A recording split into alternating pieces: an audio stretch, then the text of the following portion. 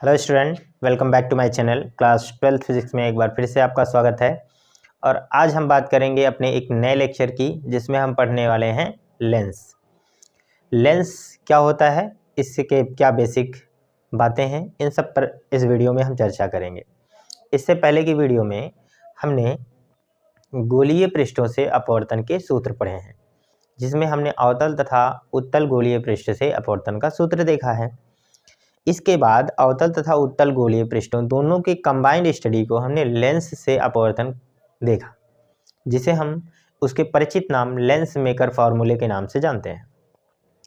तो उस वीडियो को हम पहले ही बना चुके हैं। इसके लिए आपको वीडियो के पिछले ही वीडियो के डिस्क्रिप्शन में आपको लिंक दे दिया गया है, या फिर आप इस वीडियो के सामने इस वीडियो को देख सकते हैं। पहले इस वीडियो को देखिए, फिर ये जो वीडियो हम बना रहे हैं इसे आप देखिए, इसके बाद ही यही टॉपिक तब समझ में आएगा। तो चलिए शुरू करते हैं। इससे पहले वीडियो को शेयर कर दीजिए, यदि पसंद आएगा तो इसे लाइक भी करिएगा। इससे पहले कंप्लीट वीडियो अंत तक जरूर देखें। यदि कंप्लीट वीडियो देखेंगे तो आपको ये बातें अच्छे से क्लियर हो जाएंगी। तो चलिए शुरू करते हैं।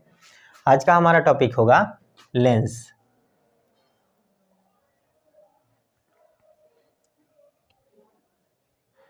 तो लेंस क्या होता है?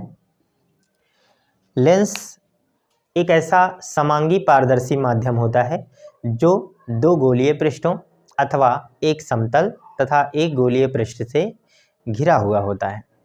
अर्थात लेंस के कंडीशन में एक पृष्ठ का गोलीय होना आवश्यक है। ठीक है, अर्थात कहने का मतलब है कि यहाँ पर आप क्या करिए, अगर इस तरह से दो पृष्ठ हम ले रहे हैं, एक पृष्ठ ये एक पृष्ठ ये, दोनों ही अगर समतल होंगे तो ये हमारा लेंस नहीं कहलाएगा। लेंस के लिए या तो एक समतल हो सकता है, एक को गोलीय होना पड़ेगा, या फिर दोनों गोलीय पृष्ठ होंगे तभी यह लेंस कहलाएगा। तो इतनी बातें आपको समझ लेनी है। ठीक है, तो सबसे पहले क्या करेंगे, लेंस के फॉर्मूले को यहाँ पर लिखेंगे। तो सबसे पहले लेंस का डेफिनेशन लिखेंगे।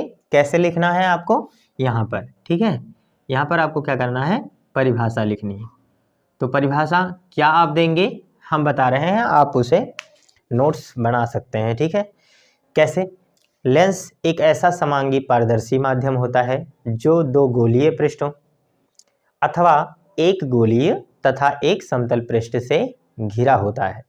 ठीक है, तो इस डेफिनेशन को आप क्या करेंगे, हमारे शब्दों को सुनकर इस जगह पर नोट कर लेंगे।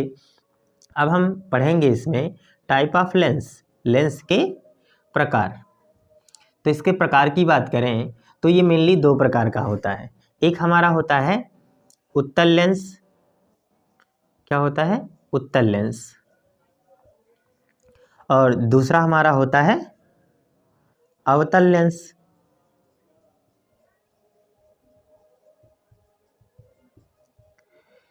इसे हम कॉन्वेक्स, इंग्लिश में कॉन्वेक्स लेंस कहते हैं, और इसे क्या कहते हैं, कॉनकेव, कॉनकेव लेंस। तो उत्तल लेंस क्या होता है, यहाँ पर जब दो उभरे हुए पृष्ठ आपस में जुड़े हुए होते हैं इस तरह से, ठीक है, इस तरह से जुड़ा रहेगा, तो इसे हम क्या कहेंगे, उत्तल लेंस। ठीक है, उत्तल लेंस की परिभाषा अगर देनी हो तो आप कैसे कहेंगे, ऐसा लेंस जो बीच में क्या होगा, मोटा, और किनारों पर पतला होगा, उसे उत्तल लेंस कहते हैं। इसे हम उभयोत्तल नाम से भी जानते हैं। उभयोत्तल, उभयोत्तल के नाम से भी जानते हैं, परंतु इसका जो फेमस नाम है वो उत्तल लेंस ही है, और यही हमारा मेन लेंस भी होता है। इसी के बारे में हमें स्टडी करनी है। ठीक है, इसके बाद हम यहाँ पर कुछ और लेंसों का निर्माण करेंगे। जैसे अगर एक समतल पृष्ठ हो और एक उभरा हुआ पृष्ठ होगा, तो इसे हम क्या कहेंगे, समतल और उत्तल। एक उत्तल है और एक समतल, तो समतल प्लस उत्तल, इसे हम क्या कह देंगे तब, समतलावतल, समतलावतल। और अगर दोनों ही पृष्ठ गोलीय हैं और इस तरह से उभरे हुए नहीं हैं, बल्कि दोनों एक साइड से ही मिले हैं ऐसे, यह इस तरह से एक कॉनकेव है और दूसरे तरीके से क्या है, कॉन्वेक्स है दूसरे साइड से। तो इसका नाम क्या रखेंगे, अवतल प्लस उत्तल। तो इसका नाम हो जाएगा अवतला उत्तल, अवतला वतल। ठीक है, हालांकि इन सब चीज़ों के बारे में हमें पढ़ना नहीं है, ठीक है, केवल इसे पढ़ना है और कुछ बातें हम अवतल लेंस की भी करेंगे। ठीक है, तो अवतल लेंस क्या होगा, अवतल लेंस क्या होता है, बीच में पतला होता है और किनारों पर मोटा होता है, तो इसे क्या कहते हैं, अवतल लेंस। ठीक है, यह हमारा क्या होता है, अवतल लेंस। और अगर एक पृष्ठ समतल है और दूसरा पृष्ठ क्या है, अवतल है, तो इसे हम क्या नाम देंगे, ये समतला वतल है तो इसको थोड़ा सा समतला उत्तल ऐसे कह दें, समतला उत्तल। और इसका नाम हो जाएगा समतल प्लस अवतल, समतला वतल, समतला वतल। ठीक है, इस तरह से। और यह तो दूसरा, तीसरा जो प्रकार होगा अवतल में, वह भी क्या होगा, ठीक ऐसे ही बने पाएगा, तो इसका ये कंबाइंड नेम हो जाएगा इसमें भी। ठीक है, तो इसका कोई और प्रकार नहीं होना है। तो इतनी बातें आपको समझ में आ गई होंगी कि उत्तल लेंस का क्या डेफिनेशन होगा, ऐसा लेंस जो बीच में मोटा किनारों पर पतला होगा उसे हम उत्तल लेंस कहते हैं, और ऐसा लेंस जो बीच में पतला तथा किनारों पर मोटा होता है उसे हम अवतल लेंस कहते हैं। अब आप यहाँ पर एक बात ध्यान दें कि लेंस जो होता है वो हमेशा दो पृष्ठों से मिलकर बना होता है, ये एक साथ ऐसे नहीं बनाया जाता है, पहले एक पृष्ठ अलग होता है, दूसरा पृष्ठ अलग होता है, इस तरह से। यह पृष्ठ मान लीजिए इस तरह से होगा और एक पृष्ठ इस तरह से होगा, दोनों पृष्ठों को ये समांगी होता है, समान रूप से भरा हुआ होता है, इन दोनों पृष्ठों को ऐसे आपस में लाकर जोड़ दिया जाता है। अब ज्वाइंट कैसे होता है, इन दोनों को जब ज्वाइंट करते हैं तो एक क्या होता है, कनाडा ब्लॉसम नामक एक पदार्थ होता है, उसकी सहायता से इसे जोड़ा जाता है। कनाडा ब्लॉसम नामक पदार्थ से जोड़ने से इसके ज्वाइंट बिल्कुल दिखते नहीं हैं, तो इस तरह से इसे ज्वाइंट करके अलग अलग पृष्ठों को बनाया जाता है। याद रखें, लेंस में निश्चित रूप से एक पृष्ठ का गोलीय होना आवश्यक है, चाहे वह उत्तल हो या फिर अवतल हो। ये बात हो गई, इन्हें चिपकाया जाता है कनाडा ब्लॉसम नामक पदार्थ से, दूसरी बात हो गई। फिर उसके बाद यहाँ एक और ख़ास बात, इस पूरे चैप्टर में जो कुछ भी हम पढ़ेंगे उसमें केवल हम पतलू पतलू लेंस की बात करेंगे। इस पूरे सिलेबस में हमारे केवल पतलू लेंस है, मोटू वाले लेंस नहीं है। तो ये बातें आपको समझना है हमेशा, कभी भी अगर हम बताना भूल भी जाएं तो आप ये बात समझ के चलिए कि हमें जो भी पढ़ना है वो पतले लेंस के बारे में ही पढ़ना है। तो आप चाहें तो इसका स्क्रीनशॉट ले सकते हैं और इसके नोट्स आप हमारे शब्दों को सुनकर बना सकते हैं। हमारा नेक्स्ट टॉपिक है लेंसों से संबंधित कुछ परिभाषाएं। अब हम देखेंगे लेंस में कौन कौन से पार्ट्स होते हैं। तो सबसे पहले देखिए, लेंस किसी न किसी गोलीय पृष्ठ से मिलकर बना होता है। तो सबसे पहले हम यहाँ बात कर लें एक ऐसे लेंस की, इस तरह से, और ये क्या होगा आपका दूसरा लेंस, हम इस तरह से इसे बना ले रहे हैं। अब यह किसी गोलीय पृष्ठ से मिलकर बना होगा और यह भी क्या होगा, किसी न किसी गोलीय पृष्ठ से मिलकर बना होगा, तो इसे आप इस तरह से बनाएंगे। हर गोलीय पृष्ठ के लिए उसका अपना अपना क्या होता है, केंद्र होता है। तो इसे मान लेते हैं हम C1 और इसको मान लेते हैं C2। ठीक है, अब इस गोले के लिए यह क्या होगा आपका C1, इसे हम क्या बोलेंगे, वक्रता केंद्र। इसका नाम क्या होगा, वक्रता केंद्र, वक्रता केंद्र, वक्रता केंद्र होता है। और इधर ये क्या होगा C2, यहाँ से लेकर यहाँ तक की दूरी, ध्यान दें, यहाँ से लेकर यहाँ तक की दूरी। आप ध्यान देंगे थोड़ा सा, इसे हम अलग बना दे रहे हैं, ये वाली दूरी यहाँ से यहाँ तक की, और ये वाली दूरी हालांकि एक सीध में ही रहेगा, पर आप समझने के लिए हम इन्हें अलग कर दे रहे हैं। ठीक है, ये C1 C2, और यह भी क्या होगा आपका वक्रता केंद्र द्वितीय पृष्ठ का। अब देखिए, वक्रता केंद्र से ये हमारा क्या होता है, यहाँ पर प्रकाशिक केंद्र O, प्रकाशिक केंद्र क्या होता है O, और ये हमारा क्या है, सपोज P1 और ये हमारा क्या हो जाएगा P2। अब ये P1 P2 क्या है, ध्रुव है, ठीक है। O क्या है, प्रकाशिक केंद्र है। C क्या है, वक्रता केंद्र है। और C से लेकर प्रकाशिक केंद्र तक की जो दूरी होती है वो हमारी क्या होती है, वक्रता त्रिज्या R। यहाँ से इसे हम क्या बोलते हैं, वक्रता त्रिज्या। देखिए हमारे सिलेबस में पतलू लेंस हैं, इसलिए ये जो वक्रता प्रकाशिक केंद्र होगा वो बिल्कुल इन दोनों पृष्ठों के बहुत समीप होगा, ये बहुत पतले होंगे। यहाँ पर दिखाने के लिए हम इतना मोटा बना देते हैं, ठीक है। बाकी ये बहुत पतले हैं कि प्रकाशिक केंद्र क्या होगा, इन P1 और P2 के बहुत समीप ही होगा, इतना हमें मानकर चलना है। तो इतनी बातें हमें समझनी है। अब हम यहाँ डेफिनेशन देंगे सबसे पहले ध्रुव की, लेंस का ध्रुव। तो ध्रुव क्या होता है, जिसको इंग्लिश में हम क्या कहते हैं, पोल। ध्रुव, यहाँ पर परिभाषा आपको क्या करना है, हमारे शब्दों को सुनकर लिखना है या फिर नोट्स प्रोवाइड करवाए जाएंगे। तो सबसे पहले यहाँ पर करना क्या है, ध्रुव क्या होता है, किसी भी आप लेंस के किसी भी पृष्ठ के मध्य बिंदु, किसी भी लेंस के पृष्ठ के मध्य बिंदु को हम क्या कहते हैं, ध्रुव कहते हैं। तो इस पृष्ठ का P1 हो जाएगा और इस पृष्ठ के लिए P2 हो जाएगा। इसे P से प्रदर्शित करते हैं, ये आपको मानकर चलना है। इसके बाद क्या करना है, फिर वक्रता केंद्र। यहाँ पर हम बात कर लेंगे लेंस की मोटाई, लेंस की मोटाई, thickness of a lens. Lens की मोटाई क्या होती है, P1 से लेकर P2 के बीच की जो दूरी होती है वो लेंस की मोटाई कहलाती है, ठीक है। यानी दोनों ध्रुवों के बीच की दूरी को हम क्या कहते हैं, लेंस की मोटाई, ठीक है। ये हो जाएगा। फिर हम यहाँ पर बात करेंगे लेंस की, तो ये मोटाई हो जाएगी थिकनेस, इसे हम क्या कहते हैं, T से रिप्रेजेंट करते हैं, ये हमारा हो जाएगा T। अब इसके बाद बात करते हैं वक्रता केंद्र की। वक्रता केंद्र क्या होता है,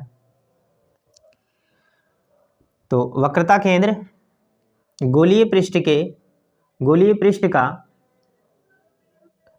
उस गोलीय पृष्ठ के केंद्र को, जिसका कि यह पृष्ठ उस गोले के केंद्र को जिसका कि यह गोलीय पृष्ठ एक भाग होता है, वक्रता केंद्र कहलाता है। एक बार फिर से सुने, उस गोले के केंद्र को जिसका कि गोलीय पृष्ठ एक भाग होता है उसे हम क्या कहते हैं, वक्रता केंद्र कहते हैं। इसे हम क्या करते हैं, C से रिप्रेजेंट करते हैं, ठीक है। अब बात आएगी प्रकाशिक केंद्र की। यहाँ पर वक्रता त्रिज्या भी बात कर लें पहले, वक्रता त्रिज्या। तो वक्रता त्रिज्या क्या होती है, इसे हम R से डिनोट करते हैं। तो यहाँ पर है वो हमारा प्रकाशिक केंद्र, ऑप्टिकल सेंटर, और ये क्या है हमारा वक्रता केंद्र। तो यहाँ पर बोलेंगे प्रकाशिक केंद्र तथा वक्रता केंद्र के बीच की दूरी को ही हम क्या कहते हैं, वक्रता त्रिज्या R कहते हैं, ठीक है। अब यहाँ पर बात कर लेते हैं प्रकाशिक केंद्र की। ये टॉपिक आपको इम्पॉर्टेंट है, प्रकाशिक केंद्र, लेंस का प्रकाशिक केंद्र। तो इस टॉपिक को अच्छे से समझेंगे। ऑप्टिकल सेंटर, इसको इंग्लिश में हम कहते हैं ऑप्टिकल सेंटर। ऑप्टिकल सेंटर क्या होता है, पतले लेंस के लिए अगर देखें तो पतले लेंस के लिए जो ऑप्टिकल सेंटर होता है वो बिल्कुल बीच में होता है। दूसरी तरह से परिभाषा दें तो ये ऑप्टिकल सेंटर से जाने वाली जो भी प्रकाश किरणें होती हैं वह बिना विचलित हुए सीधे निकल जाती हैं। तो यहाँ पर ये हम बात कर लेंगे, ये बिना विचलित हुए सीधे निकल जाएंगी। तो परिभाषा आपको ऐसे देना है कि लेंस के बीच स्थित वह बिंदु जिससे गुजरने वाली प्रकाश किरणें बिना विचलित हुए सीधे निकल जाती हैं उसे हम प्रकाशिक केंद्र कहते हैं। ऐसा ही हम क्या करेंगे, अवतल लेंस में भी देख लेंगे, अवतल लेंस में भी ऐसा ही होगा। तो अवतल लेंस के लिए यह हमारा क्या होगा, ऑप्टिकल सेंटर। तो यहाँ से गुजरने वाली जो प्रकाश किरणें होंगी वो क्या होंगी, बिना विचलित हुए सीधे निकल जाएंगी, ठीक। तो ये होता है हमारा प्रकाशिक केंद्र। परिभाषा को आप सुनकर लिख सकते हैं, बहुत ही आसान है। लेंस के बीच स्थित वह बिंदु जिससे गुजरने वाली प्रकाश किरणें बिना विचलित हुए सीधी निकल जाती हैं उसे हम प्रकाशिक केंद्र कहते हैं। अब यहीं पर एक शब्द और आएगा, पार्श्विक विस्थापन। देखिए ये सारी बातें बहुत ही कम आपको देखने को मिलेंगी। ये जो हमारा अगला टॉपिक है पार्श्विक विस्थापन। तो पार्श्विक विस्थापन क्या होता है? देखिए यहाँ तो पतले लेंस के लिए हमने बात कर ही लिया, लेकिन आप ध्यान दें कि जब कोई थोड़ा सा मोटा लेंस होता है, यहाँ पर बात कर लें किसी मोटे लेंस की। यदि कोई मोटा लेंस है और उसका प्रकाशिक केंद्र हम यहाँ पर C मान लेते हैं, प्रकाशिक केंद्र O, ठीक है। जब कोई प्रकाश किरण यहाँ से गुजरती है, ठीक है, जब कोई प्रकाश किरण किसी लेंस पर आपतित होती है, तो मान लीजिए यह तो जा रही है सीधे, यहाँ पर हमने ये बना दिया, थोड़ा सा इधर कर दें, थोड़ा सा इस तरह से बना दें। ये प्रकाश किरण क्या हो रही है, इस तरह से जाना चाहती है, लेकिन यह क्या है, विरल से सघन में प्रवेश कर रही है, इसलिए अभिलंब की ओर क्या होती है, थोड़ी सी झुक जाती है। इसे हम थोड़ा सा ऐसे ना बना के, थोड़ा ध्यान दें, इस तरह से बना लें, ऐसे। इसे जाना चाहिए इस डायरेक्शन में। अब यह क्या होगा, अभिलंब की ओर झुकेगा। अब बात आती है कि अभिलंब कहाँ है इसमें। अभिलंब देखिए, जब यह गोलीय पृष्ठ रहा होगा, यह गोलीय पृष्ठ रहा होगा, तो इसका ऑप्टिकल ये वक्रता केंद्र भी कहीं पर होगा। सपोज ये C2 था, ठीक है, ऐसा हमने पीछे बताया, देखिए यहाँ पे बिल्कुल। और किसी भी वृत्त पर जो त्रिज्या होती है वह हमेशा वृत्त की परिधि पर लंब होती है। तो यहाँ पर केंद्र से खींची जाने वाली इस पृष्ठ पर जो रेखा होती है वो क्या होती है, बिल्कुल लंब होती है। तो हम यहाँ पर क्या कर देंगे, एक लंब बना देंगे। अब यह प्रकाश किरण जाना चाहिए इधर, लेकिन अभिलंब की ओर क्या होती है, थोड़ी सी झुक जाती है, और झुकते हुए वो सीधे इस डायरेक्शन में निकल जाती है। जाना चाहिए था इधर, और ये थोड़ा सा इधर चली जाती है, ठीक। ये थोड़ा डॉटेड हम करेंगे,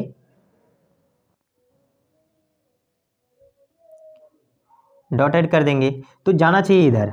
यदि आपतित किरण के पथ तथा अपवर्तित किरण के बीच की दूरी को ही हम क्या कहते हैं, पार्श्विक विस्थापन।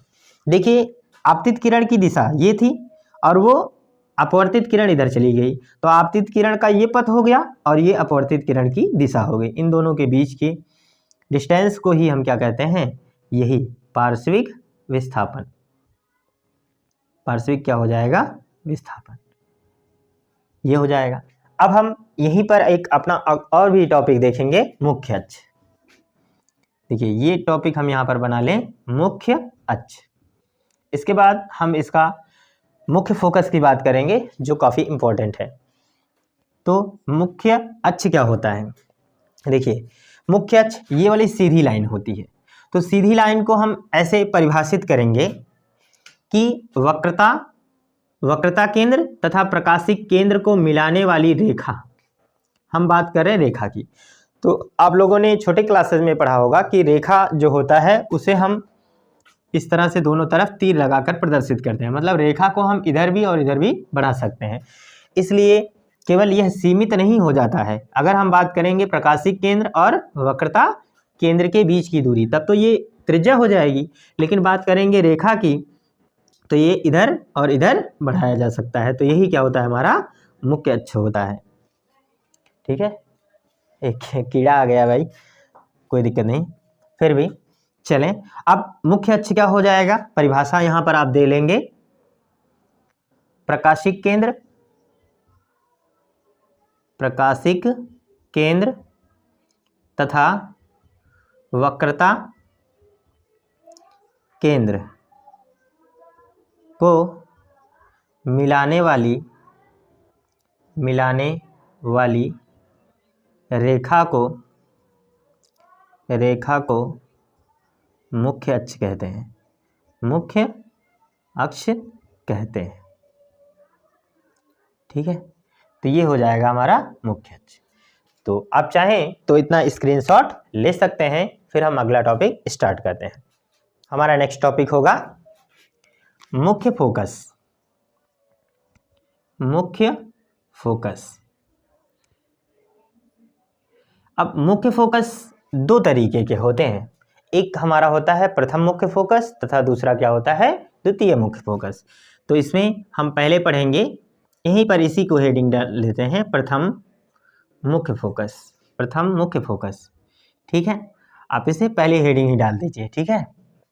फर्स्ट प्रिंसिपल फोकल, ठीक है। तो प्रथम मुख्य फोकस क्या होगा, किसी मुख्य अक्ष, किसी लेंस की, देखिए आप प्रथम द्वितीय क्यों हो रहा है, क्योंकि हर लेंस निश्चित रूप से दो पृष्ठों से मिलकर बना होता है, इसलिए प्रत्येक लेंस का अपना अपना फोकस होगा। तो पहले पृष्ठ के लिए प्रथम मुख्य फोकस, दूसरे पृष्ठ के लिए द्वितीय मुख्य फोकस होगा, अलग अलग, इसीलिए दो मुख्य फोकस पढ़ने हैं। तो ये सबसे पहले क्या करते हैं, एक प्रिंसिपल एक्सिस बना देते हैं, मुख्य अक्ष, मुख्य अक्ष है, और ये है हमारा ऑप्टिकल सेंटर। अब आप देखिए, ये हमारा क्या है, लेंस।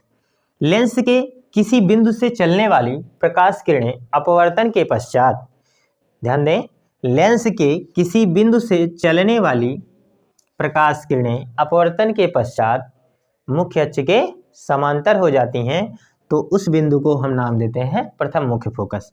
मान लीजिए इस मुख्य फोकस, इस बिंदु से चलने वाली प्रकाश किरणें ऐसे गई और ऐसे और इस तरह से गई, इस तरह से, और यह इस तरह से जा रही हैं तिरछी, परंतु अपवर्तन के पश्चात क्या हो जाएं, अगर मुख्य अक्ष के समांतर हो जाएं, तो इसे हम क्या कहते हैं, प्रथम मुख्य फोकस। यानी इसे हम F1 से दर्शाएंगे और इसके बीच की दूरी को हम क्या करेंगे, F1 से, इसे हम क्या कहेंगे, फोकस, प्रथम मुख्य फोकस दूरी, प्रथम मुख्य, या हम प्रथम फोकस दूरी डायरेक्ट ऐसे कह दें, प्रथम फोकस दूरी, ठीक है। परिभाषा ऐसे देनी है। इसी बात को अगर हम अवतल लेंस की बात करेंगे, तो अवतल लेंस में क्या होगा, प्रकाश की किरणें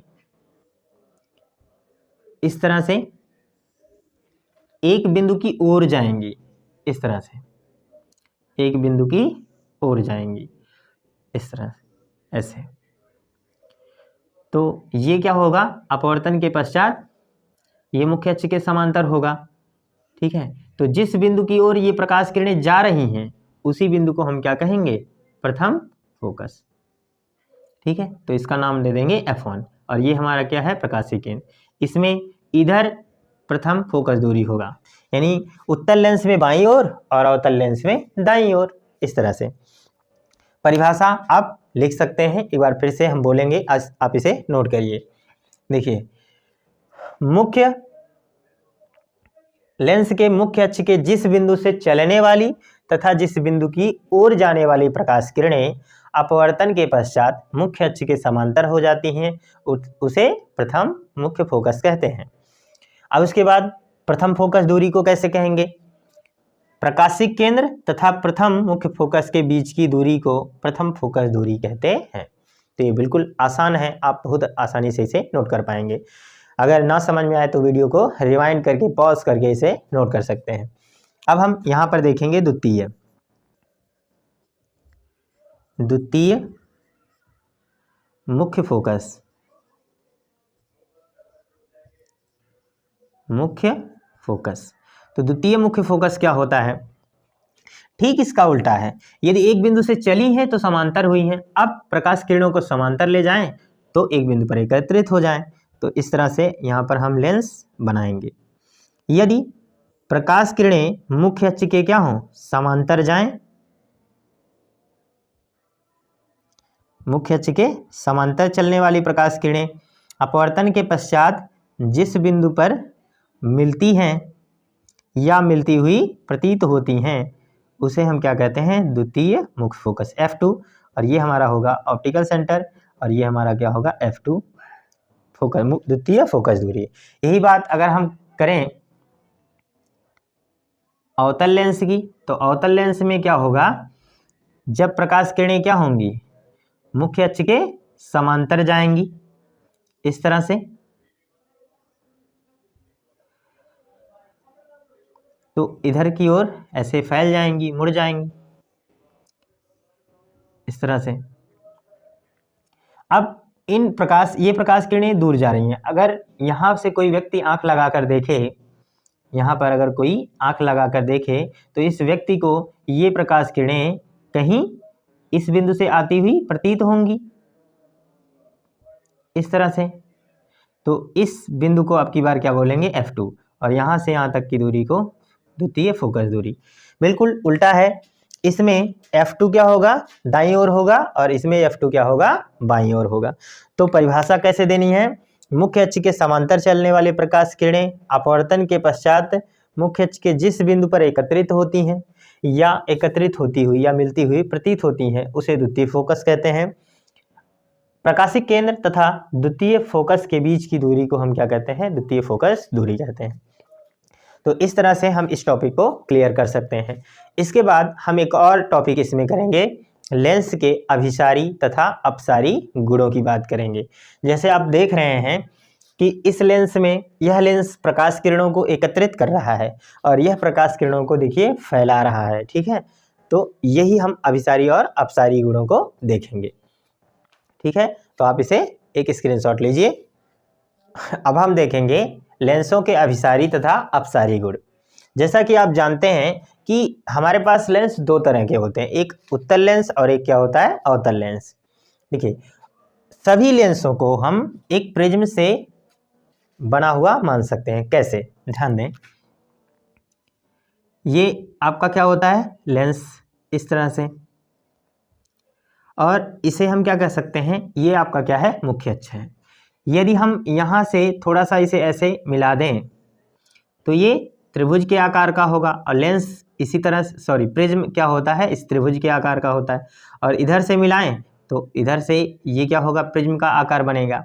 और प्रिज्म की खासियत होती है कि वह प्रकाश की किरणों को अपने मोटे वाले भाग यानी चौड़े भाग आधार की ओर मोड़ने का प्रयास करता है, ठीक है।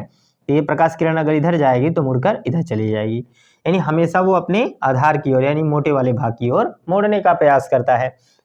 इसीलिए उत्तल लेंस में जब प्रकाश किरणें ऐसे प्रवेश करती हैं इसमें, ठीक है, तो मोटा वाला भाग इसका नीचे है तो ये नीचे की ओर मुड़ जाता है, और जब इधर से प्रकाश किरणें प्रवेश करती हैं तो मोटा वाला भाग इधर है इसलिए इधर की ओर मुड़ जाती हैं।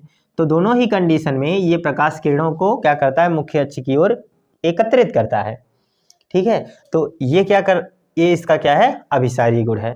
अर्थात हम कह सकते हैं कि ऐसा लेंस जो प्रकाश किरणों को एकत्रित करता है उसे हम क्या कहते हैं, अभिसारी लेंस, तथा लेंस के इस गुण को अभिसारी गुण कहते हैं। ऐसा गुण उत्तल लेंस में आता है, इसलिए उत्तल लेंस को अभिसारी लेंस भी कहते हैं। क्या कहते हैं, अभिसारी लेंस भी कहते हैं, ठीक है। और यही काम यहां पर देखें अगर, तो ये हमारा क्या होता है, अवतल लेंस। यहां पर थोड़ा सा मिस्टेक हो गया है, अवतल लेंस इस तरह से बना दें।